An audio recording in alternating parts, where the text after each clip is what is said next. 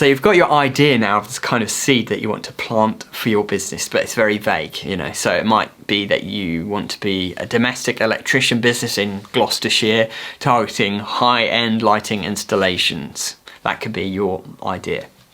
You might have seen a gap in the market for high-end lighting in your area. Maybe there's no contractors offering high-end lighting installations for luxurious houses, smart lighting. Maybe that's something you've specialised in the past and you have got quite a lot of expertise in that. That's your idea, that's your seed idea. Now, how do you expand on that idea? So what you've got to do is think about the area where you want to work. Is there a demand for this? You think there is, but is there? How do you know?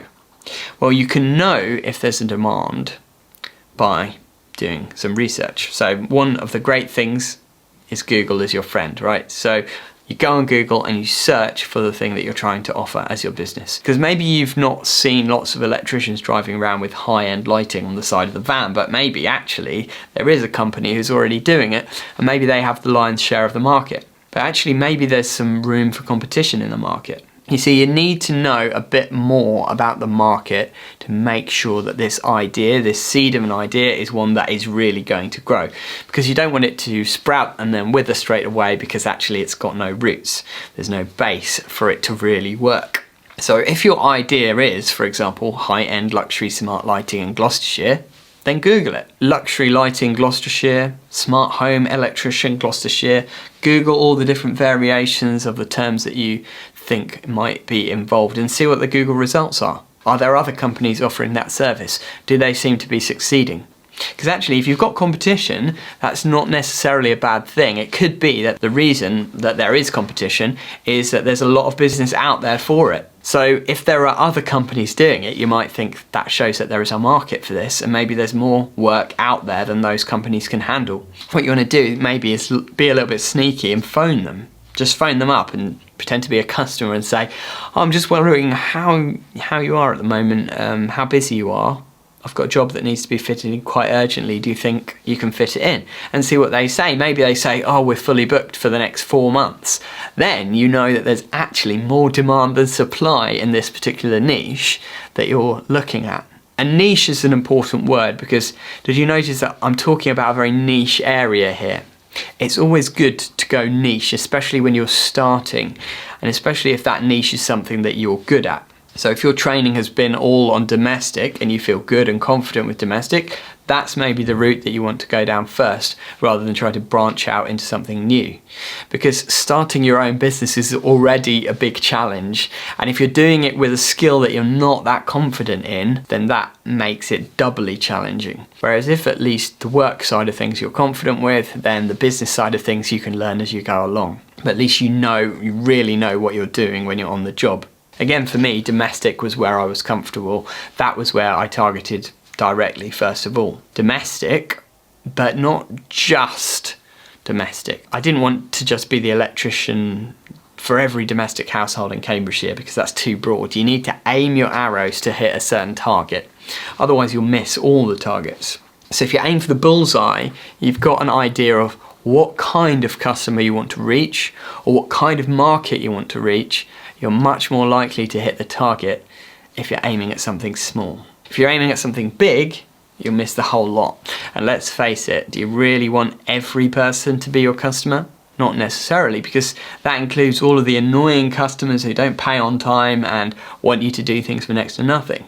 Now, you could decide that your niche of business is going to be, you want to be a discount electrician in Gloucestershire, for example.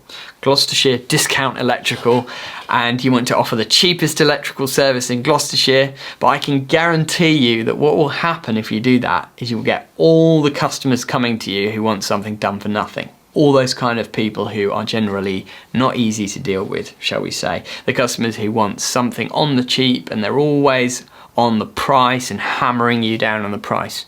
Those are the customers who are a pain in the butt long term.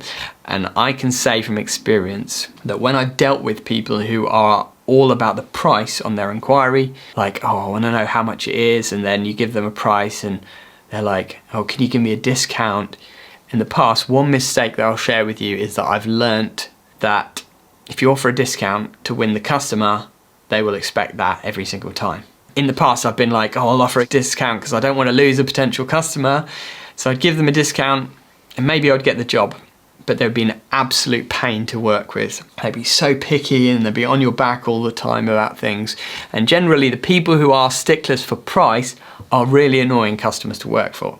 So now anyone who mentions even a sniff of a discount when they're approaching, straight away, I'm like, I don't want you as a customer, so I'm going to find a way to not bring them on board as a customer. Because I've learned that those kind of people are a pain to work for. Whereas people who are more about quality, they want a quality installation, they want good customer service, those are the kind of customers who don't mind paying a little bit more for something that is top notch. They're the kind of people who will really be happy with your service at the end. They'll give you a 5-star review and they'll talk to all their friends about you and recommend you to other people. They'll give you a nice cup of tea, they'll give you chocolate hobnobs, Pringles, all the things that lovely customers will do. Those are the kind of people who do it.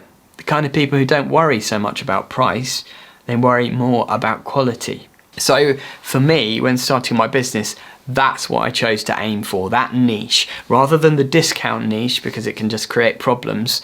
And also, if you go discount, you can end up in a race to the bottom where you can be the cheapest electrician in Gloucestershire, but guess what happens? Somebody else comes along and they say, oh, he's offering an EICR for 60 quid, so I'm going to offer an EICR for 50 quid. They get all the people, because cheap customers are not loyal customers. They're all about price.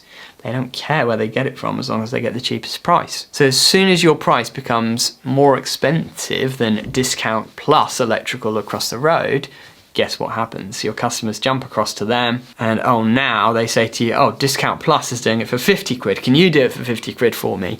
And eventually your profit margins are just, well, they were already minimal. Now they are zero and you cannot run a sustainable business because you're in this race to the bottom where you're just trying to compete on price rather than competing on quality. So my advice to you would be never aim for the cheapest side of the market. Aim for the high-end, luxury, nice properties, people who've got money who are willing to pay a bit more for quality. Aim for the people who get an Apple iPhone or will get, you know, nice speakers or buy a nice car rather than buying a second-hand car. The kind of people who appreciate quality, shall we say. And for them, prices, not so much of an issue. Those are the kind of people you want as customers if you want to run a profitable business and if you want less hiccups in terms of customer relations along the way. So anyway, that was a bit of a rant about cheap customers, but we are talking about this idea and expanding on this idea. You see, when you choose your seed of an idea, you want to make sure that it grows into a profitable business. So as we're expanding idea and as we're searching online, these are the kind of things we need to be thinking about. So going back to like luxury lighting in Gloucestershire, luxury smart lighting or whatever, when you're Googling that, you need to be thinking, okay, what kind of customers are these people targeting? Are they offering the cheapest service or are they offering a high-end, high-quality service? All these kind of things are helping you to feed back into your idea.